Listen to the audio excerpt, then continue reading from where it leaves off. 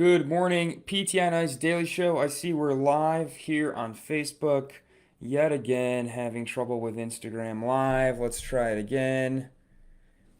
There we go. Now we are also live on Instagram. Happy Thursday morning. My name is Alan. I'm happy to be here with you today on the PTNI's Daily Show. Faculty member in our fitness athlete division and currently have the pleasure of serving as COO of the Institute of Clinical Excellence. Today we are here on Leadership Thursday.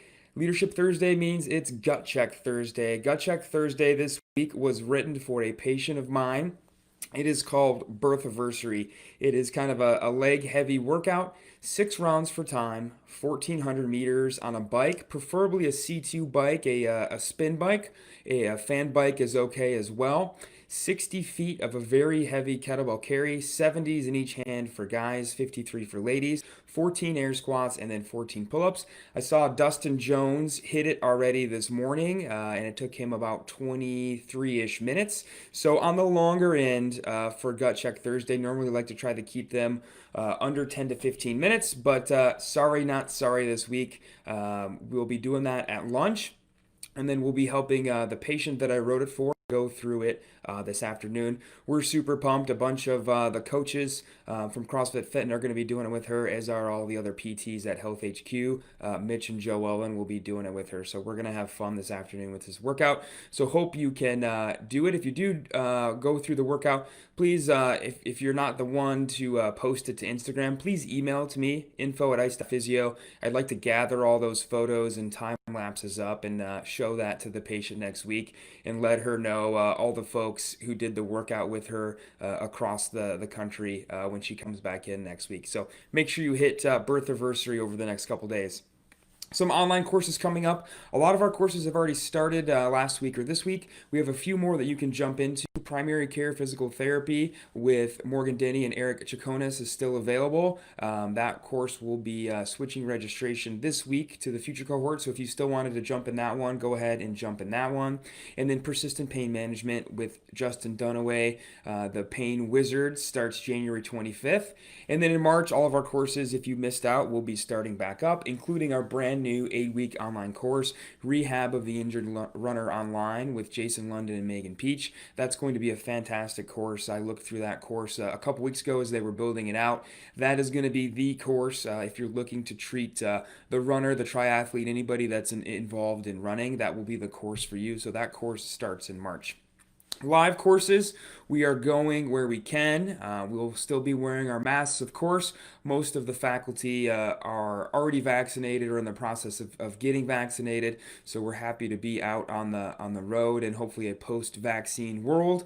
This weekend, there's still a chance to jump into Fitness Athlete Live down in Arizona with Zach Long, or down in Tulsa for Modern Management Older Adult with Dustin Jones. And the next weekend, if you're going to be joining us in Manhattan, Kansas for Extremity Management, I'll see you there. That course just has one seat left. And then that same weekend, you can join Dustin for Modern Management of the Older Adult Live in Pennsylvania. So be sure to check out those courses. Let's get into what we're talking about today. Does a session always need to be an hour? So when a patient or client comes into the clinic, do we need to always see them for an hour? Where does this hour kind of benchmark come from? Why do we try to hold ourselves to it so much? And what are the details of where we can take that hour session? So when we ask the question, does it need to be an hour? That's going to depend a lot. It's going to depend a lot on your payment model. Certainly, if you are out of network taking cash, then really the patient dictates the time of the treatment because they are paying cash and you have a lot of restrictions off the table. But where does that come from? Kind of this hour standard. Well, of course, it comes from growing up and still being in a primarily insurance-based model. And unfortunately, when we look at what does an hour of physical therapy consist of, it consists of that for the convenience for us because that optimizes revenue flow from an insurance standpoint for the clinic. It really has nothing to do with the patient expectations or goals, unfortunately, or their wants or needs of that session. It comes from the idea of units, of billing units, and of getting to that 52-minute magic mark where you can bill 4 units, which ends up being about an hour if we round up. And so it's important to step back and say, well, none of this has the patient in mind. All of this, kind of this whole system has revenue flow in mind of the clinic. And it should make us check our bias of where we want the session to go, and what the patient is actually needing, wanting, and expecting out of that session, and that it's firmly rooted in making the optimal amount of money and the optimal amount of time, and has nothing to do with the patient. And we still find, and probably the number one thing and the number one question and concern that we answer from folks is the rarity of having enough time with the patient, of having an entire hour with the patient one on one. Does it need to be an hour?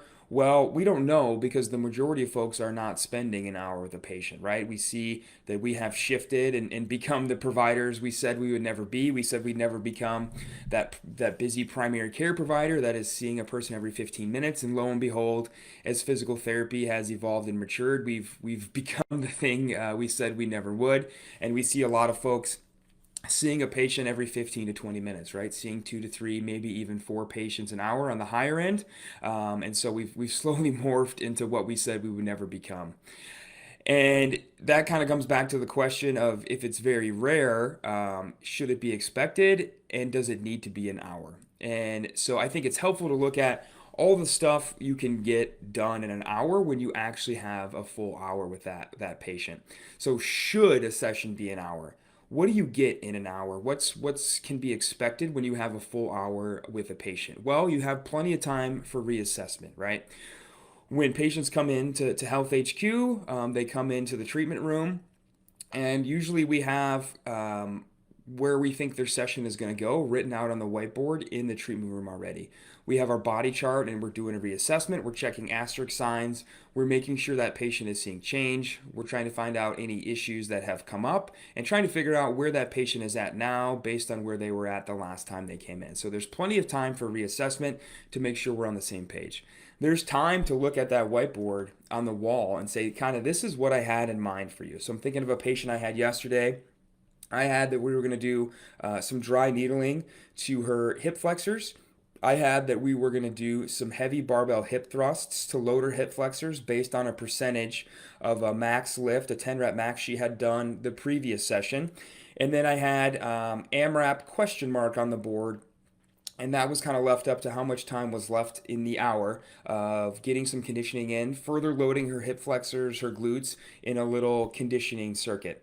And all that was written out on the board. And so that was kind of my plan. And again, having the time to reassess and find out, oh, she actually tweaked her back yesterday, doing some stuff with her kids.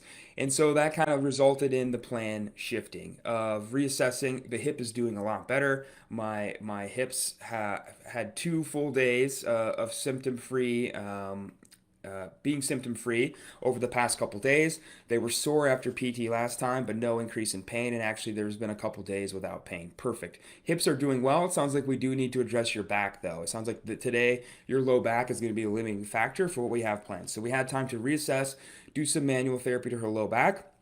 And then we were still able to hit that plan. But taking that patient's expectation, the goal for that session from them into account of, this is what I have in mind. What do you think about that? Having time to go out, warm up, build up to the workout weight for the hip thrust, hitting all those sets for the hip thrust, and then still having time at the end to do the AMRAP as planned.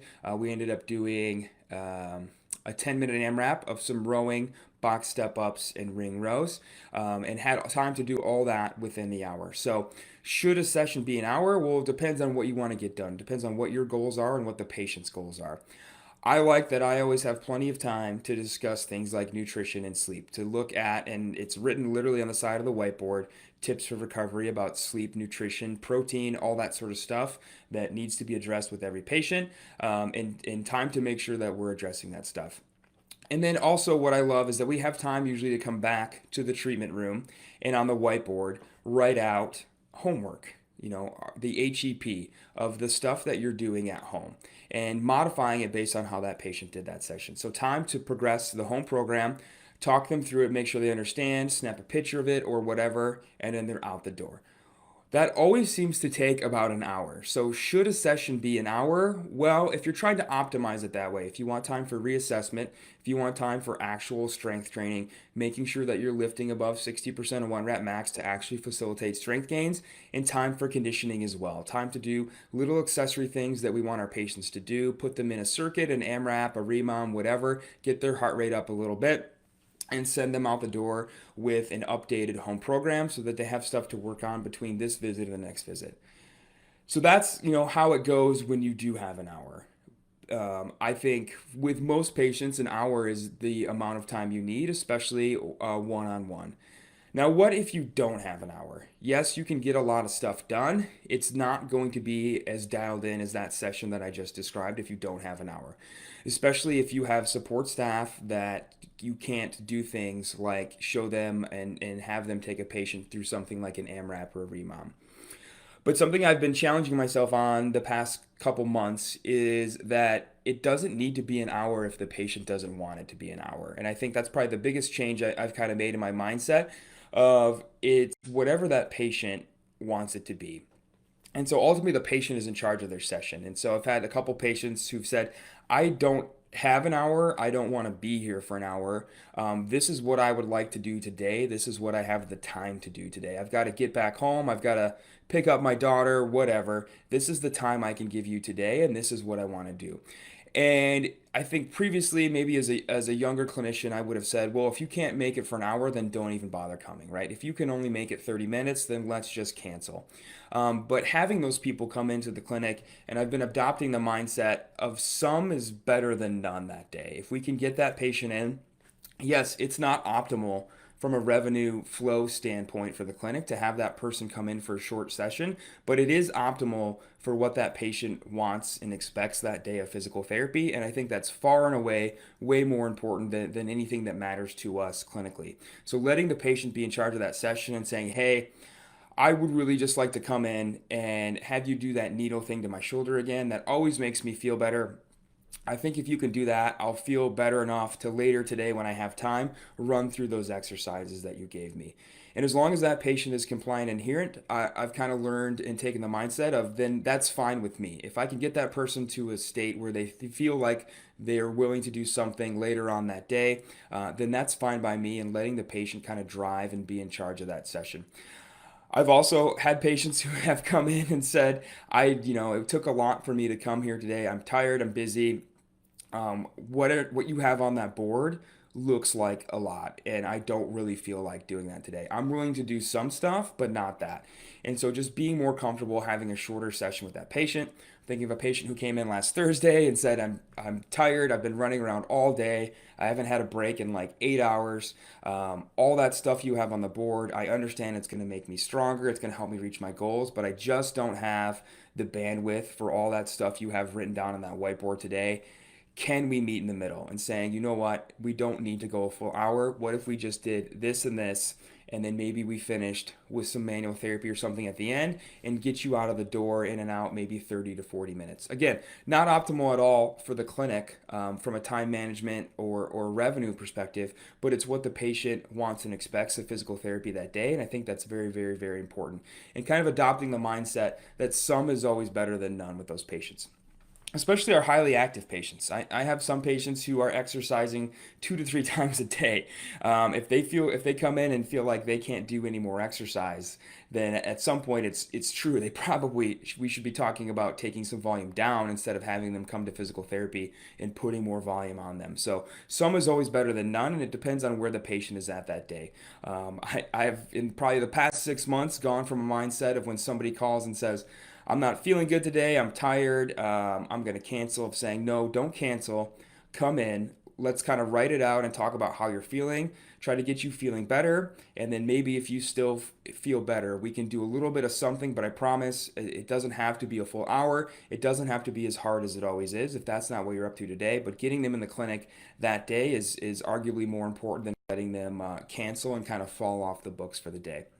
So I challenge you to check your bias of where you want the session to go with the patient. I always have in my mind, basically an hour's worth of work for that person, but checking your bias that it doesn't always need to be that way, and let that session go where the patient wants it to go. Arguably more important than anything else, you'll find they're more likely to show up again the next time that you did that. I had a patient who showed up one day and said, you know what?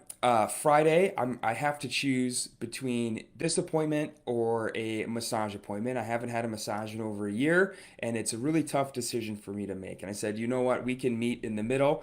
I said, if you come Friday, we'll do a little bit of stuff, but I promise we'll finish the back half of your session with a little low back massage. And again, getting that patient in where she needs to be doing what she needs to be doing. It was more important to get her in and do a little bit. I had her do some cardio intervals on the bike and a little bit of deadlifting. Way more important than her not coming in at all, right? For her to skip PT and choose massage. So the patient won.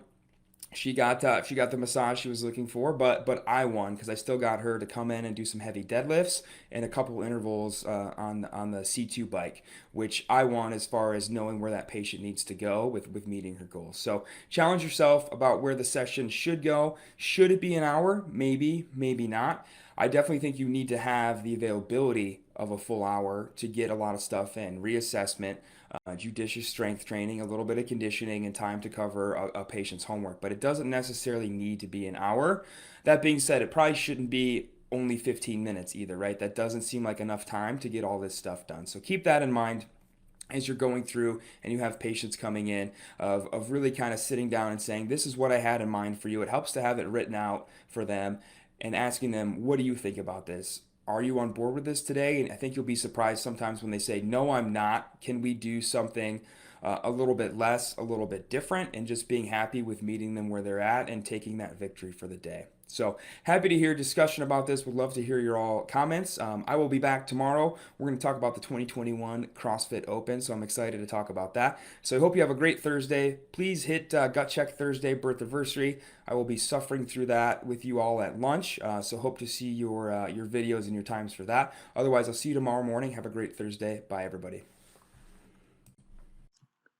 Hey, thanks for tuning in to the PT on Ice Daily Show. If you enjoyed this content, head on over to iTunes and leave us a review. And be sure to check us out on Facebook and Instagram at the Institute of Clinical Excellence.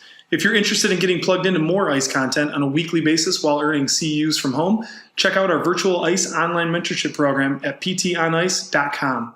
While you're there, sign up for our Hump Day Hustling newsletter for a free email every Wednesday morning with our top 5 research articles and social media posts that we think are worth reading. Head over to ptonice.com and scroll to the bottom of the page to sign up.